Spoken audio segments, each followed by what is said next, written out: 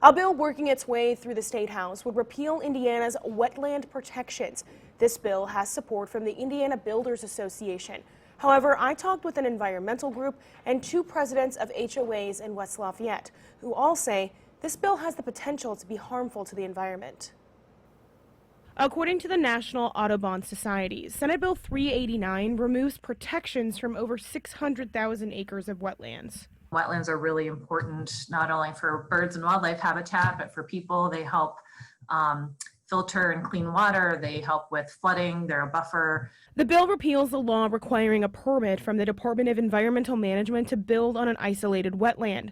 An isolated wetland does not have a connection to a regulated body of water. While this bill has support from developers across the state, several homeowners in West Lafayette are against it. Even though we don't own the land, we'd prefer that it stay a wetland and not be developed because we think there's plenty of other land that can be developed for housing. Privacy is a concern for homeowners, but there are also concerns about projects being disruptive.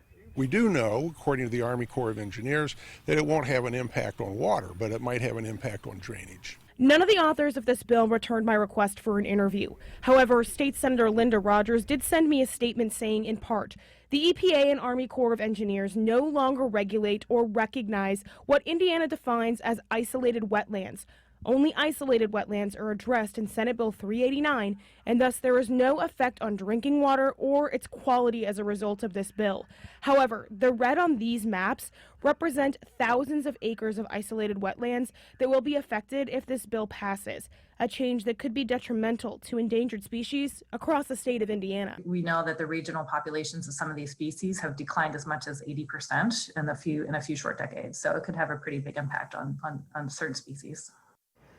The bill did pass in the Senate and has been assigned to the Environmental Affairs Committee in the House.